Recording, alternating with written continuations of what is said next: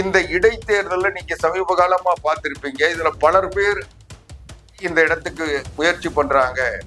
தாவேக விஜயனுடைய அன்பை பெற்றிருக்கின்ற நடிகை திரிஷா அவர்கள் அந்த இடத்துக்கு போட்டியிட போறாங்க. ஆதவ் அர்ஜுன் அவனுடைய இந்த சூதாட்ட கும்பலுடைய சூழ்ச்சி இன்னைக்கு காங்கிரஸ் வழியாக விஜயை இன்றைக்கு கட்டுப்படுத்திவிட்டார். செங்கோட்டையனுக்கும் ஒரு பின்னடைவு, நிர்மல்குமாருக்கும் ஒரு பின்னடைவு.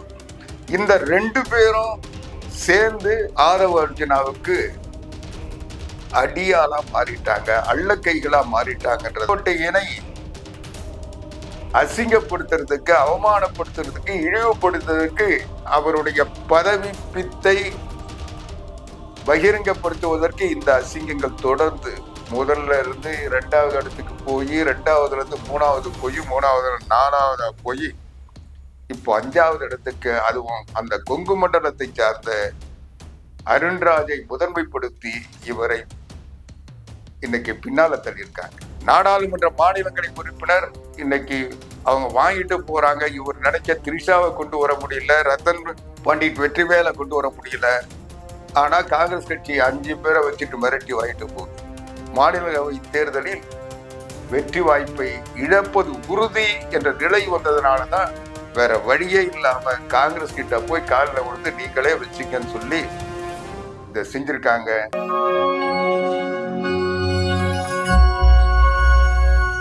தமிழழகு தமிழ் பழகு, தமிழாய்ந்து தமிழாய் தமிழ் பழகு, தொல்மொழி எங்கள் தமிழாகும், சொல்வளம் காட்டும் வழியாகும்.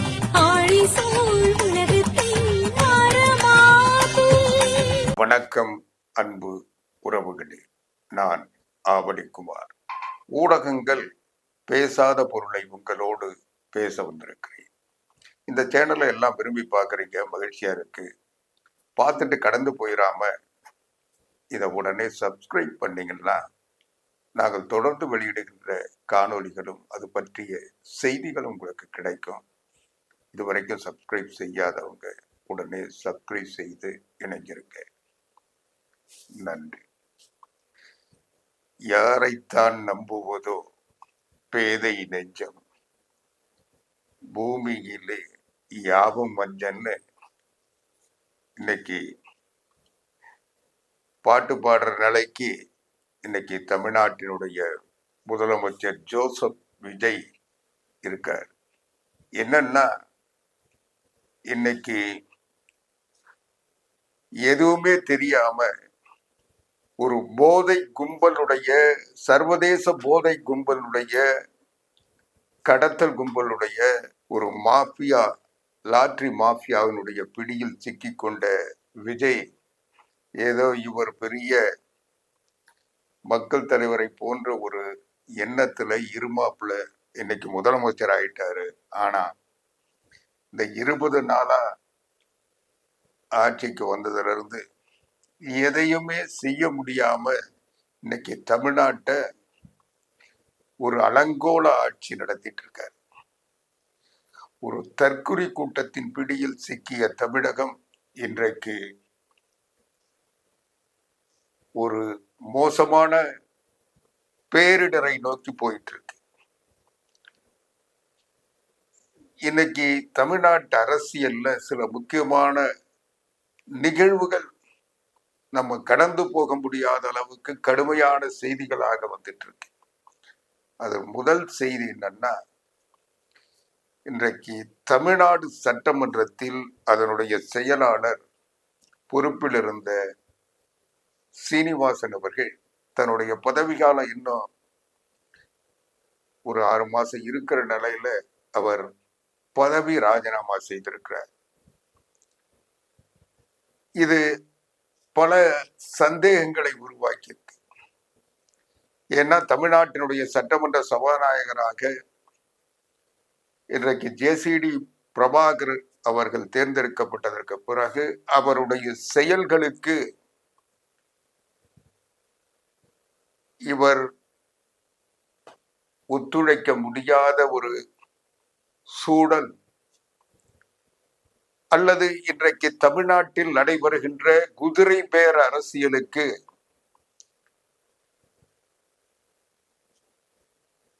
வெற்றி பெற முடியாத ஒரு நிலை வந்ததன் காரணமாக இன்றைக்கு விஜய் அரசு ஒரு குதிரை பேர் அரசு, சட்டமன்ற உறுப்பினர்களை விலைக்கு வாங்கி ஆசை காட்டி ஏமாற்றி தன்னுடைய நம்பிக்கை வாக்கெடுப்பை பெற்றிருக்கிறது என்று எதிர்க்கட்சிகள் மட்டுமல்ல பொதுமக்களும் குற்றம் சாட்டுகின்ற நிலை, அதனுடைய விளைவாக சட்டமன்ற சபாநாயகர் ஜே.சி.டி. பிரபாகர் அவர்கள் இன்றைக்கு செய்திருக்கின்ற குளறுபடிகள் தன்னுடைய அதிகாரத்தை தன்னை தேர்ந்தெடுத்த ஜோசப் விஜயை முதலமைச்சராக தொடர்வதற்காக அவர் செய்திருக்கின்ற பல செயல்கள் நீதிமன்றத்திற்கு போனால் தமிழ்நாடு ஒரு அவமானத்தையும் பாதிப்பையும் சந்திக்க நேரும் என்பதால் அதை தொடர முடியாத ஒரு நிலையில் இன்றைக்கு அவர் சட்டமன்ற செயலாளர் வெளியேறி இருக்கிறார் என்பதுதான் அதற்கு காரணமாக இருந்தவர்கள் அமைதிப்படை அமாவாசை ஆதவ் அர்ஜுனா, அவரை தலைவராக ஏற்றுக்கொண்டு செயல்படுகின்ற செங்கோட்டையன், அவரோடு இணக்கமாக இருந்து செயல்பட்டு கொண்டிருக்கின்ற நிர்மல் குமார், இவர்கள் ஆதவ் அர்ஜுனாவோடு சேர்ந்து செய்த சதி. இந்த சதிகள் இன்றைக்கு ஜோசப் விஜய் அரசுக்கு ஏற்படுத்தி இருக்கின்ற பாதிப்புகள், களங்கங்கள், இன்னும் சொல்ல போனால் இந்த அரசு ஏற்படுத்தி கொண்டிருக்கின்ற பின்னடைவை எப்படி ஈடுகட்ட முடியாது என்பதால் ஏற்பட்ட பிரச்சனைகள். இது எல்லாம் சேர்ந்துதான் இன்னைக்கு சட்டமன்ற சபாநாயகர் சீனிவாசன் அவர்களுடைய வெளியேற்றம் என்கின்ற இந்த ராஜினாமா வெளிப்படுத்தி கொண்டிருக்கிறது. இதை சொல்ல நீங்க இன்னொரு செய்தியை நீங்க பார்த்திருப்பீங்க. அந்த செய்தி என்னன்னா, தமிழ்நாடு சட்டமன்றத்திலிருந்து நாடாளுமன்ற மாநிலங்களவைக்கு நடைபெறுகின்ற தேர்தல். இந்த தேர்தலில் காங்கிரஸ் கட்சி போட்டியிட போகிறது. தமிழக வெற்றி கழகத்தினுடைய சார்பில் யாரையும் போட்டியிடாமல் காங்கிரஸ் கட்சியை ஆதரிக்கிறது. இது என்ன காரணம்? நீங்க பாத்தீங்கன்னா சமீப நாட்களாக அனைத்து இந்திய அண்ணா திராவிட முன்னேற்ற கழகத்தில் இருந்த சி.வி. சண்முகம் அவர்கள் நாடாளுமன்ற மாநிலங்களவைக்கு தேர்ந்தெடுக்கப்பட்டு இன்னும் அவருக்கு பதவிக்கான ஒரு 2 ஆண்டுகளுக்கு மேல இருக்கிற நிலையில அவர் சட்டமன்ற உறுப்பினராக மயிலம் தொகுதியிலிருந்து வெற்றி பெற்றதால் அவர் அவசரமாக நாடாளுமன்ற உறுப்பினர் பதவியை ராஜினாமா செய்தார். பொதுச் செயலாளர்கிட்ட கூட சொல்லாம. இந்த ஆதவ் அர்ஜுனா அவரது நம்பிக்கைக்குரியவர்கள் செங்கோட்டையன் சொன்ன ஆலோசனையை ஏற்று செங்கோட்டையனுடைய பேச்சை கேட்டு அவர் அவசரமா டெல்லிக்கு போய் நேர்லயே ராஜினாமா பண்ணிட்டு 2-3 நாள்ல தமிழ்நாட்டுல மந்திரி ஆயிடலான்னு நினைச்சிட்டு செஞ்சார். செங்கோட்டையன் செஞ்ச சதி. செங்கோட்டையன் பேச்சை கேட்டுக்கிட்டு அவர் போய் பதவியை ராஜினாமா செஞ்சுட்டு வந்தார். அந்த இடத்துக்கு இப்ப இடைத்தேர்தல். இந்த இடைத்தேர்தல்ல நீங்க சமீப காலமா பார்த்திருப்பீங்க. இதுல பலர் பேர் இந்த இடத்துக்கு முயற்சி பண்றாங்க. தாவேக விஜயனுடைய அன்பை பெற்றிருக்கின்ற நடிகை திரிஷா அவர்கள் அந்த இடத்துக்கு போட்டியிட போறாங்க அப்படின்னு ஒரு சிலர் சொன்னாங்க. ஒரு சில செய்திகள் தொடர்ந்து வெளியே வந்துட்டு இருந்தது. அதை தாவேக்காவை சார்ந்தவர்கள் கூட எதிர்பார்த்திருந்தாங்க. இன்னொரு பக்கம் தமிழ்நாடு முதலமைச்சராக ஜோசப் விஜய் தேர்ந்தெடுக்கப்பட்டவுடன் முதல் பதவி யாருக்கு கொடுத்தாருன்னா இந்த ரத்தன் பண்டிட் வெற்றிவேல் என்கின்ற தாவேக்காவினுடைய செய்தி தொடர்பாளர். அவர் ஜோசியராகவும் இருக்கிறதுனால அவருடைய ஜோசியங்களை கேட்டுதான் இவருடைய நடத்தைகளும் செயல்களும் இருக்குன்றதுனால அவரை ஒரு சிறப்பு அலுவலரா முதலமைச்சர் அலுவலகத்துல நியமிச்சு தன்னுடைய பக்கத்துல வச்சுக்கிட்டு அவருடைய அன்றாட நடவடிக்கைகள்ல அவர் தீர்மானிப்பார் என்ற எண்ணத்தில் அவருக்கு அந்த பதவி தந்ததா சொல்லப்பட்டது. ஆனா அந்த பதவியில அவர் தொடர முடியல. ஏன் தொடர முடியலன்னா, இது அந்த கட்சியில இருந்த ஆதவ அர்ஜுனாவுக்கும் பிடிக்கல, ஜான் ஆரோக்கியசாமிக்கும் பிடிக்கல. இவங்களுக்கெல்லாம் பிடிக்காதனால புஷி ஆனந்துக்கு மட்டும்தான் அவர் பிடிச்சிருந்தாரு, விஜய்க்கு பிடிச்சிருந்தாரு. ஆனா இந்த சூதாட்ட கும்பலுக்கு பிடிக்கல. அதனால அவரை எதிர்கட்சிகளை தூண்டிவிட்டு இன்னைக்கு வாய்ஸ் ஆஃப் காமன் மூலமாக சில செய்திகள் வெளியிடப்பட்டு அதை திமுகவை சார்ந்த ஊடகங்கள் அதை பெரிதுபடுத்தி அவர் ஒரு ஜோசியரை எப்படி போடலாம்னு சொல்லி ஒரு கேள்வியை எழுப்பி அவரை பதவியில தொடர விடாம செஞ்சிட்டாங்க. அதுக்கப்புறம் அவருக்கு விஜயும் புஷி ஆனந்தும் எப்படியாவது நாடாளுமன்ற மாநிலங்களவை CV சண்முகம் இடம் காலியாகுது, உங்களை டெல்லிக்கு அனுப்புறேன், அதனால இந்த பதவி வேண்டாம் அப்படின்னு சொல்லி முடிவு பண்ணாதா சொன்னாங்க. இந்த நிலையில இந்த ரத்தன் பண்டிட் வெற்றிவேல் நாடாளுமன்ற மாநிலங்களவை உறுப்பினராக தேர்ந்தெடுப்பதற்கு விஜய் முடிவு செய்து வச்சிட்டு இருந்தார். இப்படிப்பட்ட நேரத்துலதான் இன்றைக்கு தாவேகா தன்னுடைய கட்சியின் சார்பாக போட்டியிட போவது இல்லை, காங்கிரஸ் போட்டியிடும் சொல்லி இதை செஞ்சிருக்காரு. இதுல என்ன அரசியல் பாத்தீங்கன்னா, ஆதவ அர்ஜுனாவுடைய இந்த சூதாட்ட கும்பலுடைய சூழ்ச்சி இன்னைக்கு காங்கிரஸ் வழியாக விஜயை இன்றைக்கு கட்டுப்படுத்திவிட்டாங்க. விஜய் நடிச்ச திரிஷாவும் கொண்டு வர முடியல, இந்த ரத்தன் பண்டிட் வெற்றிவேலையும் கொண்டு வர முடியல, இன்னும் சொல்ல போனா அந்த கட்சியிலிருந்து வேற ஒருத்தரையும் கொண்டு வர முடியல. ஆனால் ஆதவ அர்ஜுனா விருப்பப்படி இன்றைக்கு காங்கிரஸ் கட்சிக்கு அந்த இடம் தரப்பட்டிருக்கிறது. சிந்திச்சு பாருங்க, 5 சட்டமன்ற உறுப்பினர், அதுவும் திமுக கூட்டணியில வெற்றி பெற்று அந்த கூட்டணிக்கு துரோகம் செஞ்சுட்டு வந்ததுன்னு அவங்க கதறிக்கிட்டு இருக்காங்க. அந்த துரோக கும்பல் அங்க திமுக கூட்டணியில 28 சீட்டு வாங்க சொல்லி ஒரு மாநிலங்களவை உறுப்பினரை சேர்த்து வாங்கியிருந்தா அந்த சீட்டை வாங்கினாங்க. அதுல ஒரு நாடாளுமன்ற மாநிலங்களவை உறுப்பினர் வாங்கிட்டாங்க.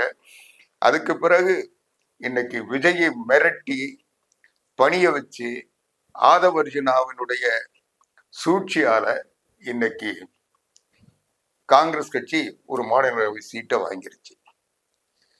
இது பார்க்க சொல்ல இது ஏதோ இன்றைக்கு விஜய் காங்கிரசினுடைய பிடியில் சிக்கி இருக்கிறார்னு தோணும். ஆனா உண்மை இல்லை.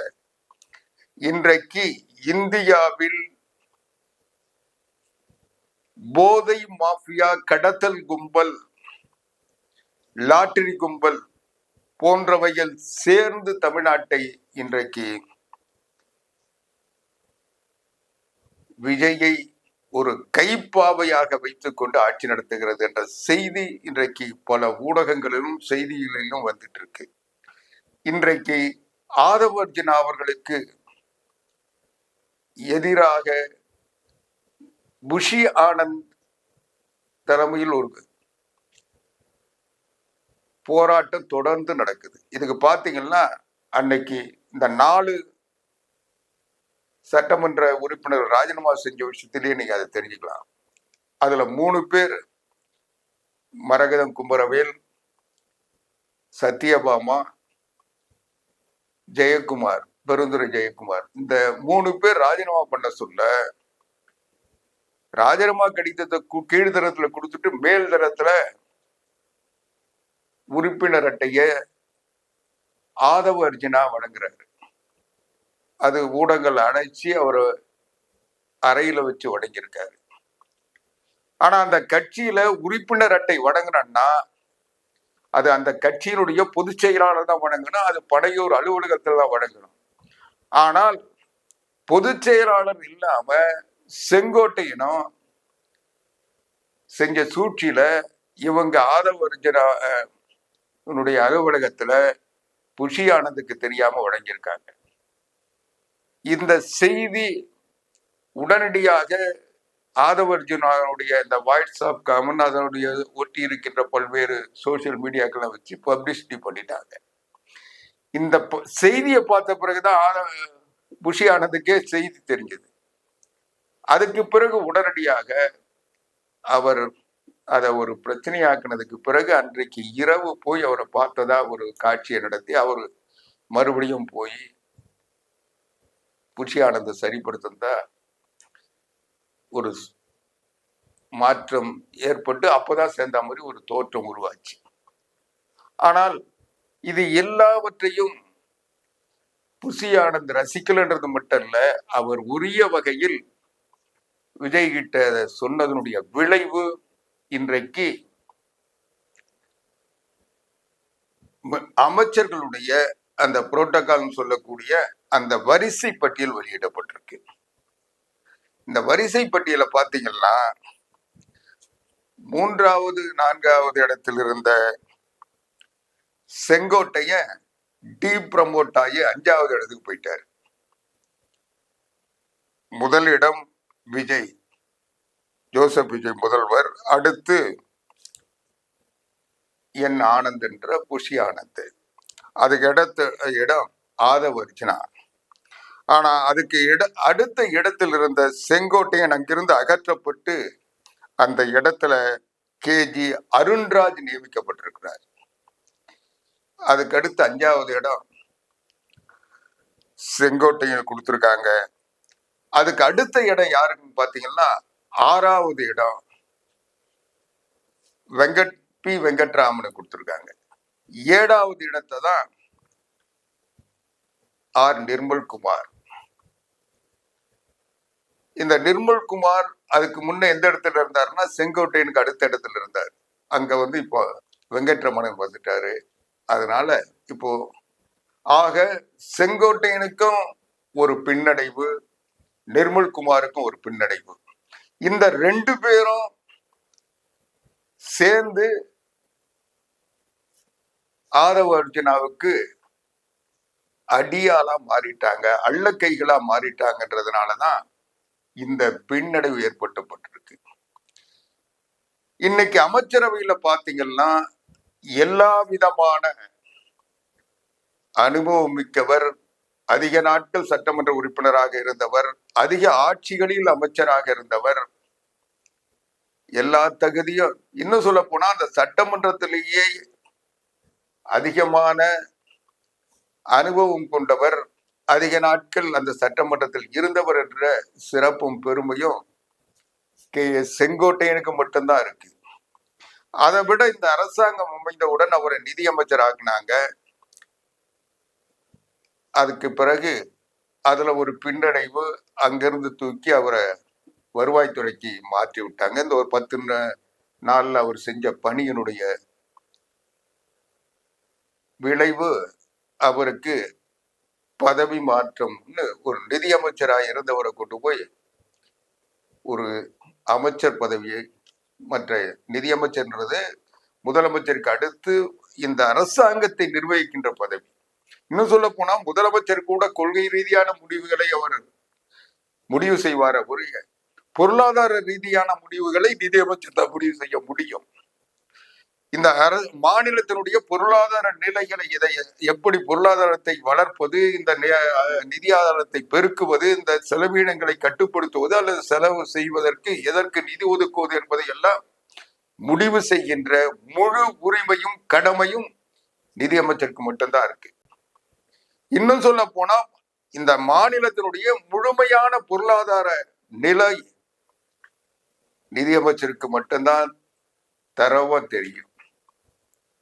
அப்படிப்பட்ட அந்த நிதியமைச்சராக இருந்த செங்கோட்டையன் இன்னைக்கு வருவாய்த்துறை அமைச்சராக மாற்றப்பட்டு பதவி இறக்கம் செய்யப்பட்டார். அப்போ அவரை நிதியமைச்சர் ஆகின உடனே, இந்த சட்டமன்றம் கூடுற உடனே அவரை இன்னொரு பதவியில நியமிச்சாங்க. அந்த பதவி என்னன்னா அவை முன்னவர். அவை முன்னவர் தான் ஆளுங்கட்சியினுடைய அனைத்து பணிகளையும் கவனிக்கக்கூடியவர். அவை முன்னவர் தான் முதலமைச்சரை விட அந்த அவையை நிர்வகிக்கின்ற, ஆளுங்கட்சியை நெறிப்படுத்துகின்ற கடமையை செய்ய வேண்டியவர், செய்கின்றவர்.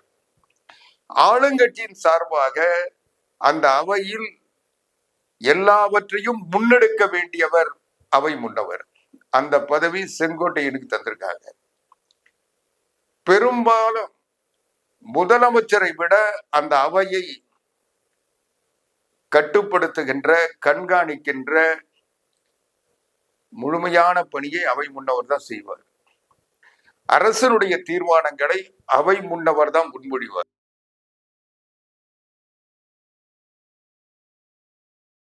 கொள்கை ரீதியான ஆளுங்கட்சிக்கு ஒரு நெருக்கடி வருகின்ற பொழுது அவை முன்னவர் தான் அந்த கட்சியினுடைய நிலைப்பாட்டை, அரசினுடைய நிலைப்பாட்டை ஒட்டி அவர் பேசுவார், தீர்மானங்கள் கொண்டு வருவார். இந்த அவை முன்னவர் பதவி என்பது முதலமைச்சர் எப்பொழுதுமே அவருக்கு பக்கத்துல அவை முன்னவரை வச்சிருப்பார். புரட்சி தலைவர் எம்ஜிஆர் முதலமைச்சராக இருந்த போது பக்கத்துல நாவலர் நெடுஞ்செழியன் அவை முன்னவராக இருந்தார். கருணாநிதி முதலமைச்சராக இருந்த போது அவர் பக்கத்துல அவை முன்னவராக நாவலர் நெடுஞ்செழியன் இருந்தார். அதுக்கு பிறகு அன்பழகன் இருந்தார். அந்த பிறகு மூத்தவங்க தான் அவை முன்னவராக இருப்பாங்க. புரட்சி தலைவி அம்மா முதலமைச்சராக இருந்த போது அவை முன்னவராக நாவலர் இருந்தார். அதற்கு பிறகு நிதியமைச்சராக இருந்த பன்னீர்செல்வம் அவை முன்னவரார். இப்படி ஒவ்வொரு காலகட்டத்திலும் முதலமைச்சருக்கு அடுத்த இடம் என்பது அவை முன்னவருக்குரிய இடம். ரேங்க்ல பாத்தீங்கன்னா அடுத்த ரேங்க் அவை முன்னவருக்கு தந்திருப்பாங்க.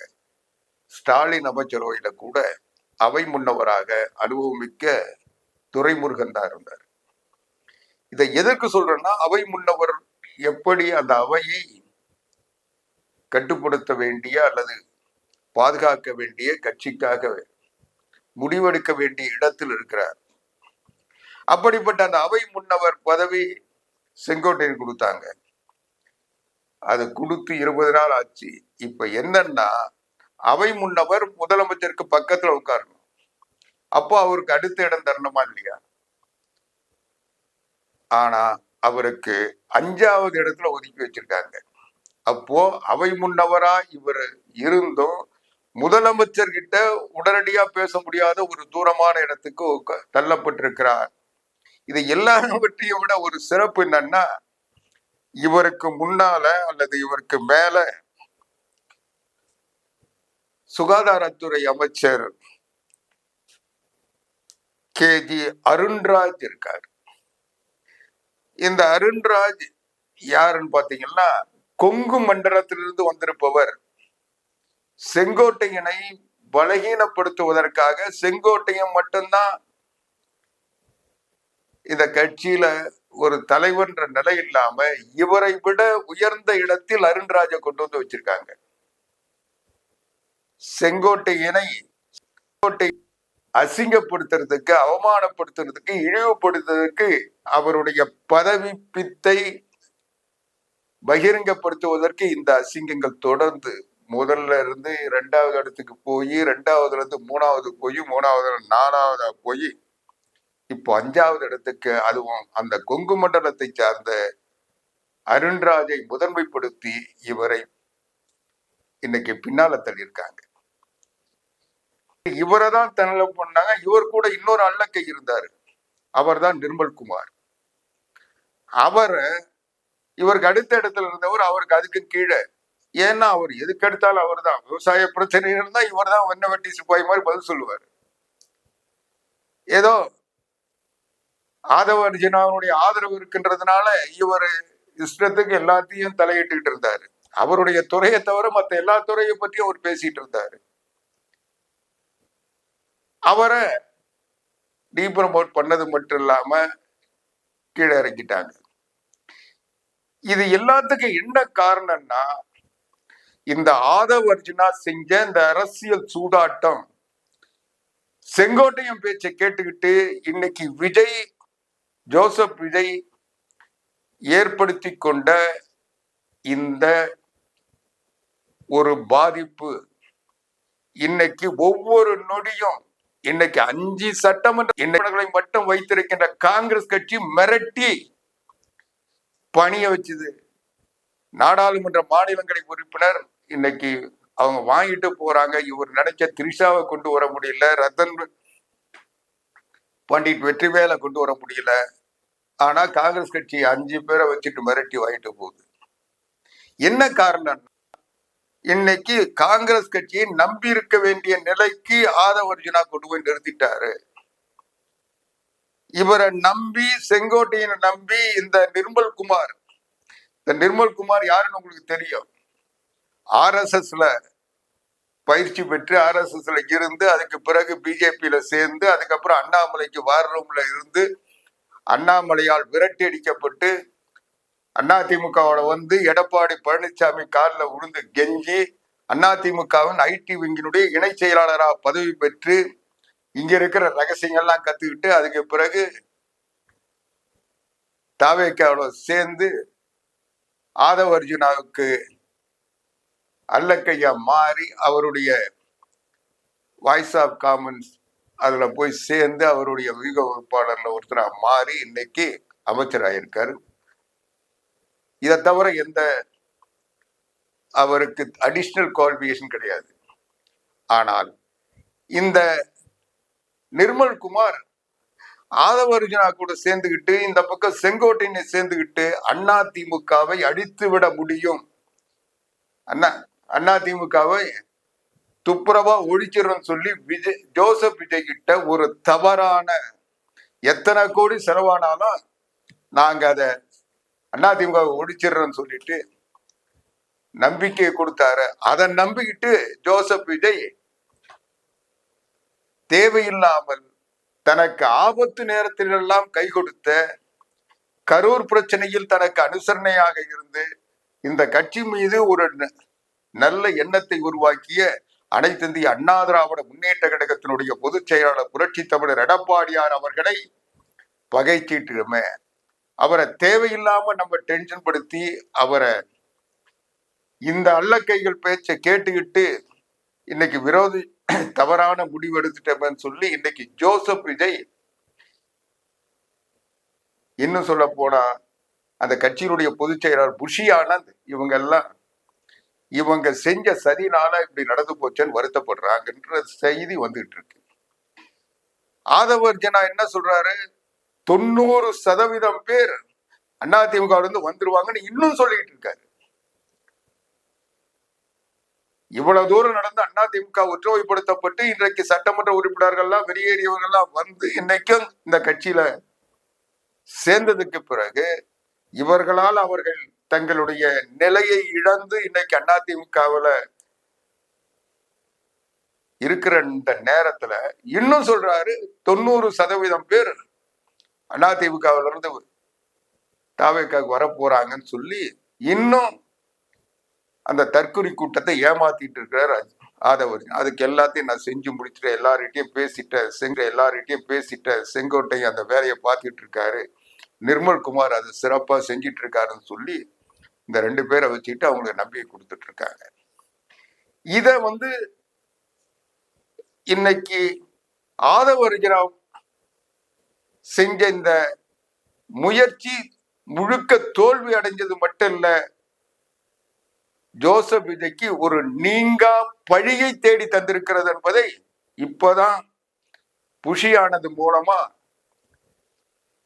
விஜய் உணர்றாரு.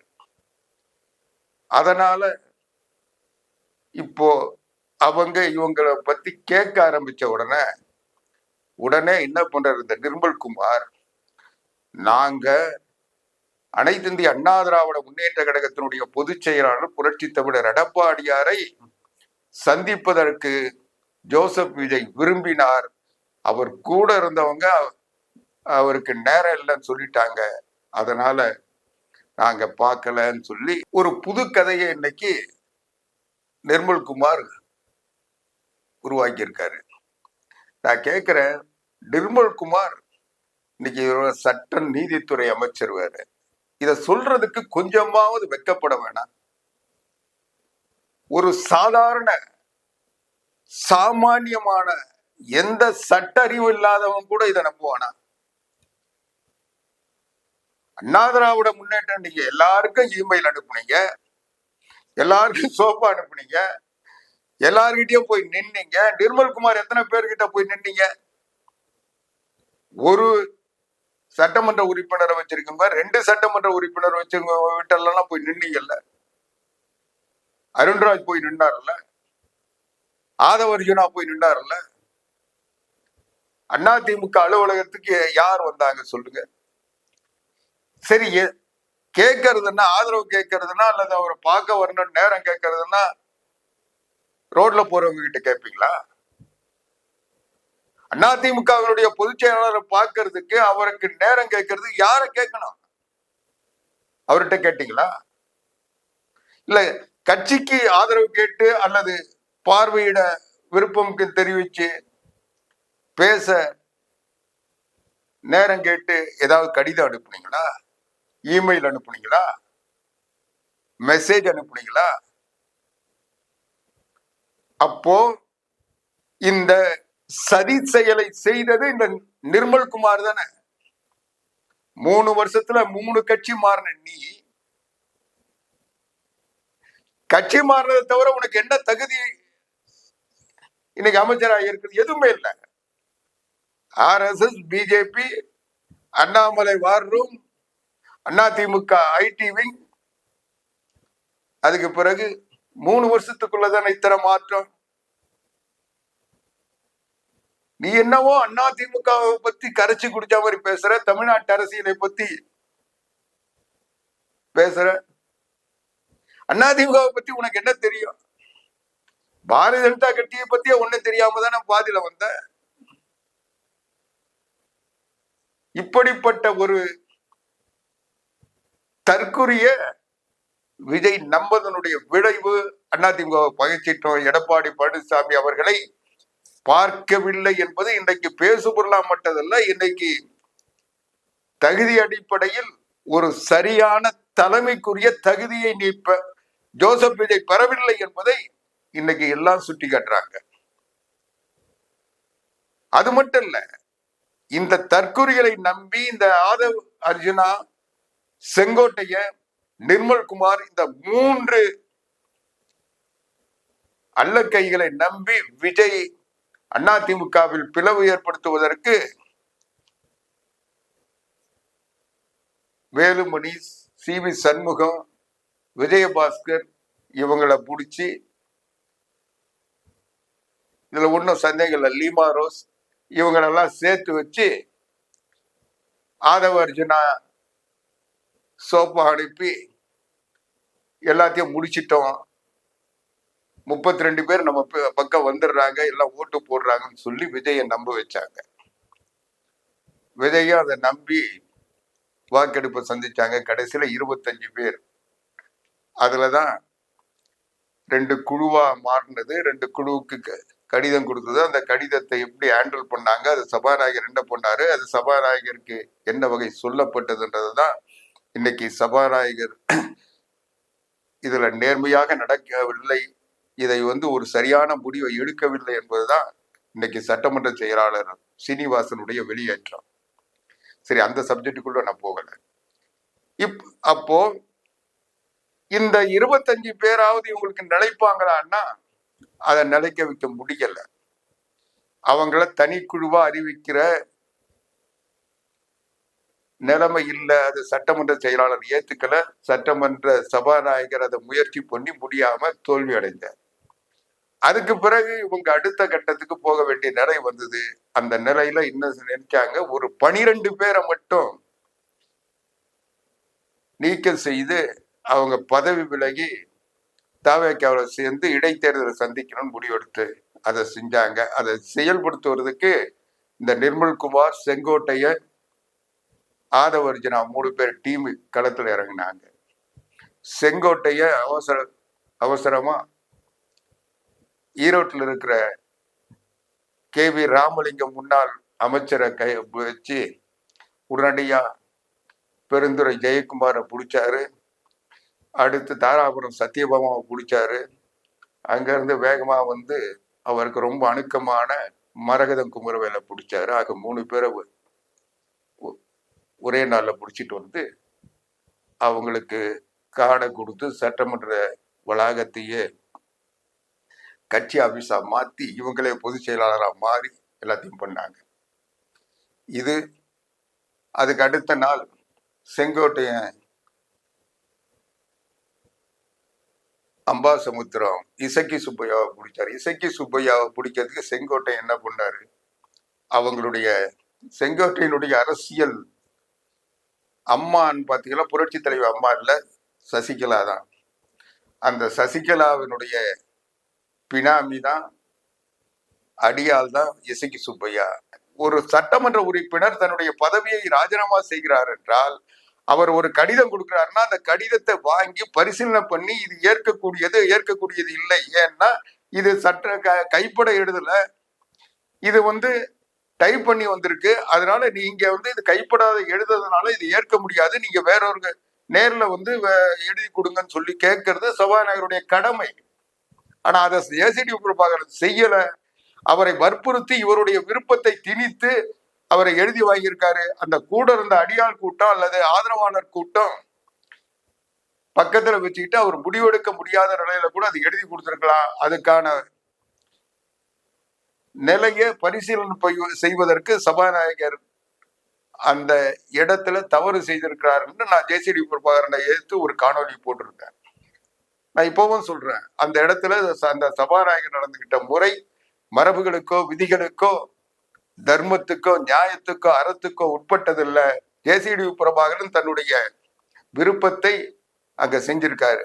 அதுதான் இப்படி இவங்க செஞ்சதெல்லாம் இன்னைக்கு என்ன ஆச்சுன்னா, இது எல்லாமே இவங்க என்ன நினைச்சாங்க, எல்லாரும் ராஜினாமா பண்ணிடுவாங்க, நமக்கு பெரும்பான்மை கிடைச்சிடும், நம்ம ஆட்சி தொடரலாம், அதனால நம்ம ஆட்சி இருக்கிறது 6 மாசம், 6 மாசத்துல எந்த நம்பிக்கையில்லா தீர்மானம் கூட கொண்டு வர முடியாது, அதனால 6 மாசம் வண்டி ஓட்டலாம்னு நினைச்சிட்டு இருந்த நேரத்துலதான் புரட்சி தமிழர் எடப்பாடியார் எடுத்த சட்ட நடவடிக்கைகள் அல்லது அரசியல் நடவடிக்கைகள், இந்த கட்சியிலிருந்து வெளியே போனவங்க, இவங்களால தவறாக வழிநடத்தப்பட்டவர்கள்லாம் 21 பேர் மன்னிப்பு கேட்டு மறுபடியும் கட்சியில சேர்ந்துட்டாங்க.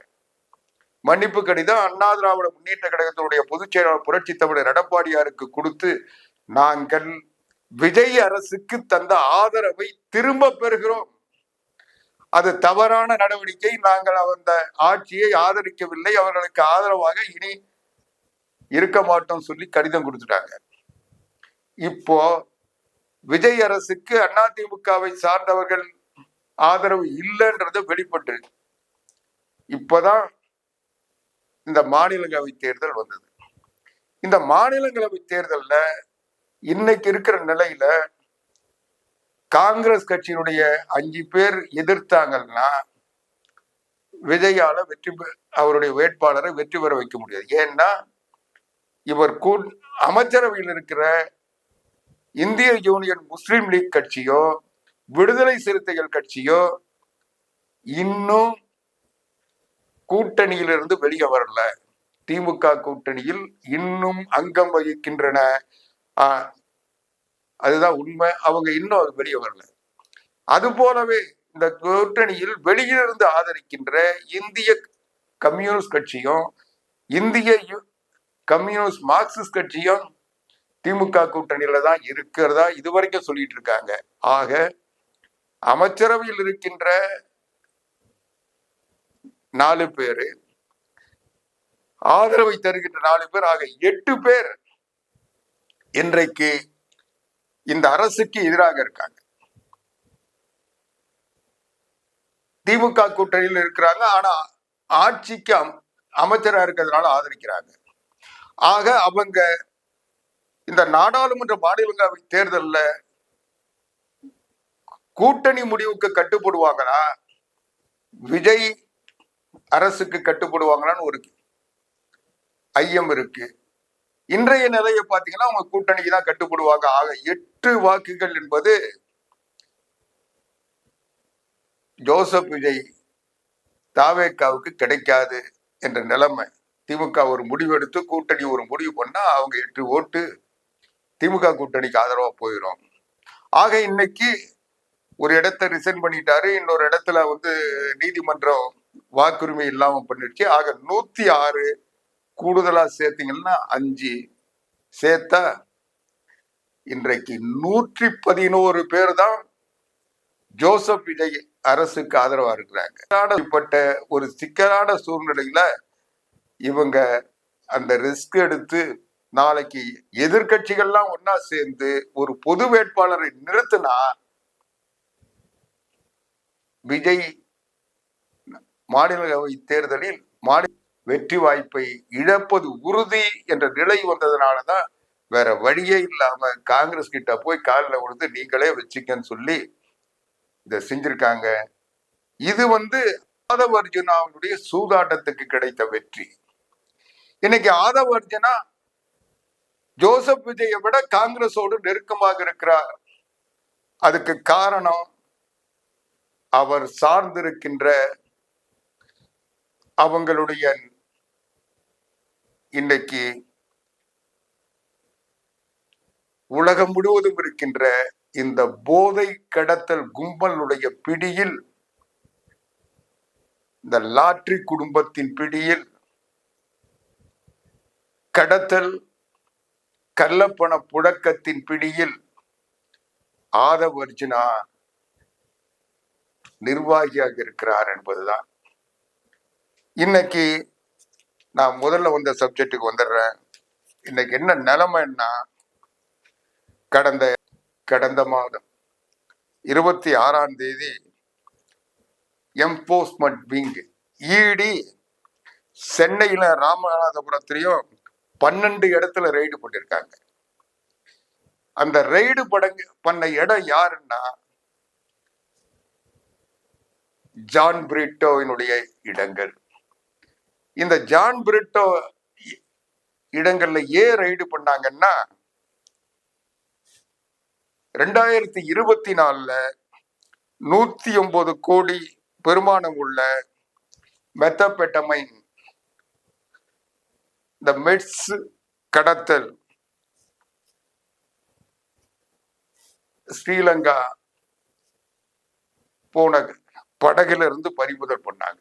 கடத்தல் படகு பறிமுதல் பண்ணி அதுல கண்டுபிடிச்சாங்க 109 கோடி பெருமானம் உள்ள அந்த மெட்ஸ். அதுக்கு பிறகு சென்னையிலிருந்து போன ரயில்ல 150 கோடி இந்த மெட்ஸ் கண்டுபிடிச்சாங்க. இந்த மெட்ஸ், இந்த கடத்தல் கும்பல், அது தொடர்பா அந்த பண பரிமாற்றம் நடந்ததா ஒரு வழக்கு எர்ணாகுளம் சிறப்பு NIA நீதிமன்றத்தில் நடந்துட்டு இருக்கு. அந்த நீதிமன்றத்தில் அந்த வழக்கு நிலுவையில் இருக்கு. அந்த வழக்கினுடைய தொடர்ச்சியாகத்தான் இடி இந்த 12 இடத்துல ரெய்டு பண்ணிருக்காங்க. அந்த வழக்குல A1 குற்றவாளி யாருன்னு பாத்தீங்கன்னா அவர் ஜான் பிரிட்டோ. இந்த ஜான் பிரிட்டோ யாருன்னா மார்டின் குடும்பத்தினுடைய, லீலா ரோஸ் மார்டினுடைய சகோதரர், அண்ணன். அந்த வழக்குல குற்றவாளிகள் அல்லது குற்றம் சாட்டப்பட்டவர்கள் பட்டியல்ல பாத்தீங்கன்னா ஆதவ் அர்ஜுனாவினுடைய மனைவி டெய்சி ஆதவ் அர்ஜுனா அந்த வழக்குல ஒரு குற்றவாளி. ஆக இந்த போதை கும்பல் வழக்கு, இந்த பண பரிமாற்ற வழக்கு எர்ணாகுளம் NIA சிறப்பு நீதிமன்றத்தில் நடந்துட்டு இருக்கிறது. அது வழக்கு தொடர்ந்துகிட்டு இருக்கு. இன்னும் அந்த வழக்கு முடிவுக்கு வரல. இவங்க நிரபராதியா அல்லது குற்றவாளியானது நீதிமன்றத்தினுடைய தீர்ப்பு வந்த பிறகு முடிவு பண்ணிக்கலாம். அந்த வாதத்துக்குள்ள நான் போகல. ஆனால் அந்த வழக்கில் சம்பந்தப்பட்ட இடங்களில் இன்றைக்கு இந்த ஜான் பிரிட்டோ சம்பந்தப்பட்ட இடங்கள்ல ரெய்டு நடக்குது. இது ஏன் ரெய்டு நடக்குதுன்னா, இந்த ஜான் பிரிட்டோவுக்கு சொந்தமான இந்த போதை கடத்தல் வழக்கில் சம்பந்தப்பட்ட இந்த நிறுவனங்களில் இந்த போதை கடத்தல் கும்பலின் கிடைத்த பணத்தில் ஆதவ் அர்ஜுனாவுக்கு வாய்ஸ் ஆஃப் காமன் நிறுவனத்திற்கு பணம் பரிமாற்றம் நடைபெற்றிருக்கிறது. நான் நேரடியாக சொல்றேன், இன்றைக்கு தமிழக வெற்றி கழகத்திற்கு இந்த தேர்தல் நேரத்தில் மீம்ஸ் போட்டவங்க, ஷார்ட்ஸ் போட்டவங்க, இன்ஸ்டாகிராம பயன்படுத்தினவங்க, இவங்களுக்கு வியூகம் வகுத்தவங்க, இந்த கூட்டங்களுக்கு ஏறத்தாழ ஒரு 3000 கோடி 4000 கோடி பணம் வழங்கப்பட்டிருக்கிறது அல்லது விநியோகிக்கப்பட்டிருக்கிறதுனா, அந்த பணத்தை வாய்ஸ் ஆஃப் காமனுக்கு தந்ததில் இந்த ஜான் பிரிட்டோவினுடைய நிறுவனங்கள்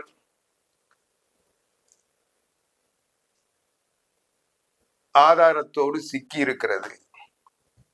ஆக இன்றைக்கு லாட்டரி சூதாட்ட படத்துலதான் விஜய் வெற்றி பெற்றாருன்னு ஒரு பேச்சு இருக்க சொல்ல, இன்னொரு பக்கம் இந்த போதை கடத்தல் கும்பலும் இவங்க பின்னாடி இருக்கிறது எடுத்துக்காட்டுதான். நான் மறுபடியும் முதலிடத்துக்கு வரேன். இன்னைக்கு நிதி அமைச்சரா கூட மரிய வில்சன் வந்திருக்காரு. சபாநாயகராக JCD பிரபாகரன் இருக்கிறாரு. ஆதவ் அர்ஜுனா காய் நகர்த்துறாரு. ஜோசப் விஜய் இவங்க எழுதி கொடுக்கறத பொது வெளியில நடிச்சுக்கிட்டு இருக்காரு. ஆக இதன் பின்புலங்கள் இனி வரக்கூடிய நாட்களில் என்னன்னு தெரிய வரும். இதனாலதான் ஜோசப் விஜய் டெல்லிக்கு போக சொல்ல இந்தியாவினுடைய உள்துறை அமைச்சர் அமித்ஷா பார்க்கலன்னு டெல்லியில இருக்கிற தகவல் இருந்த வட்டாரங்கள்ல செய்தியா பரப்பப்படுகிறது. இதுல எது உண்மை என்பதை காலம் சொல்லும். இதுல இருந்து தப்பிக்கிறதுக்காக விஜய் காங்கிரஸை நாடி இருக்கிறார். இன்னைக்கு காங்கிரஸ் என்ன செய்ய போகிறது? இத ஏதோ பிஜேபி பழி வாங்குது. அமித்ஷா தன்னுடைய ஆட்டத்தை தொடங்கிட்டார் என்ற ஒரு நிலைமை வந்துருச்சுன்னு சொல்றதுக்காக இவங்க காங்கிரஸ் காலில் போய் விழுந்திருக்காங்க. இன்னைக்கு மாநிலங்களவையில் காங்கிரஸை தேர்ந்தெடுத்ததற்கு காரணம் இதுதான். இன்னைக்கு டெல்லியிலிருந்து செய்திகள் வந்திருக்கிறது. நமக்கு செய்தி தருகின்ற சோர்சஸ் தன்னை தகவல்களை ஒரு சிலவற்றை மட்டும்தான் நான் இப்போ சொல்லியிருக்கேன். இன்னும் நிறைய தகவல்கள் இருக்கிறது. வரக்கூடிய நாட்களில் பேசுவோம். நன்றி, வணக்கம். மீண்டும் வணக்கம் உறவுகளே. நிகழ்ச்சியை பார்த்து ரசிச்சீங்களா? இந்த நிகழ்ச்சி உங்களுக்கு பிடிச்சிருக்குன்னு நாங்க நம்புறோம். இந்த நிகழ்ச்சி உங்களுக்கு பிடிச்சிருந்தா லைக் பண்ணுங்க, ஷேர் பண்ணுங்க, மறக்காம சப்ஸ்கிரைப் பண்ணுங்க. நீங்க பண்றதோட மட்டும் இல்லாம உங்களுடைய நண்பர்கள், உறவினர்கள் எல்லாரும் சப்ஸ்கிரைப் பண்ண சொல்லுங்க. உங்களுடைய மேலான கருத்துக்களை கருத்து பெட்டியில் மறவாமல் பதிவு செய்யுங்க.